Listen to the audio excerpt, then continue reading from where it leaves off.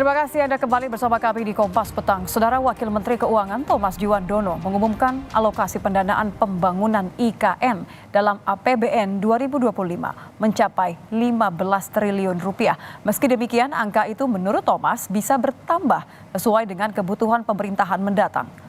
Menurut Thomas, alokasi anggaran IKN akan disalurkan untuk otorita IKN sebesar 5,89 triliun. Dan Kementerian PUPR sebesar 9,11 triliun. Namun ia mengingatkan pemerintahan selanjutnya agar tidak bertumpu pada APBN untuk mendanai IKN. Mengingat anggaran pemerintah hanya ditargetkan untuk membiayai 20% dari total kebutuhan pembangunan ibu kota baru itu.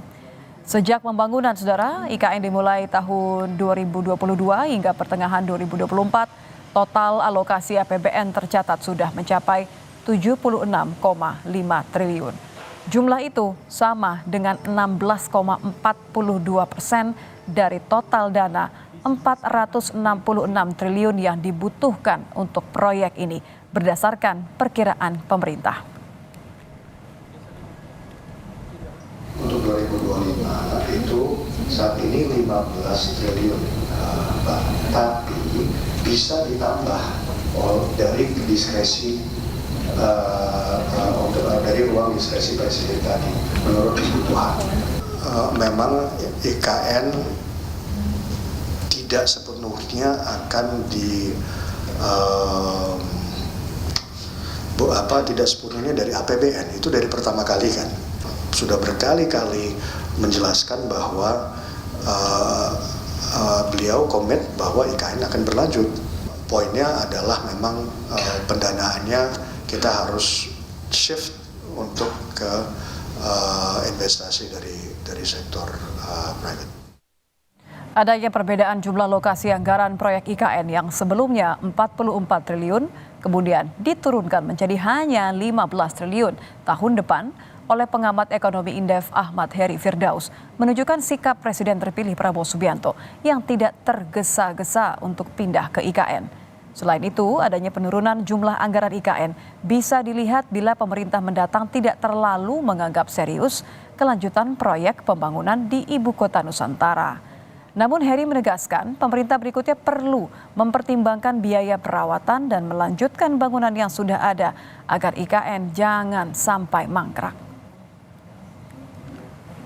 Ini juga kita melihat bahwa sebenarnya Presiden terpilih ini sepertinya tidak tergesa-gesa, ya, tidak terburu-buru ya untuk pindah ke IKN. Ini terlihat dari anggaran yang dialokasikan. Ini tidak menunjukkan percepatan pembangunan pada IKN tersebut, ya, pada berbagai infrastruktur di IKN tersebut. Nah, ini terlihat dari besaran anggarannya yang sebenarnya terjadi penurunan.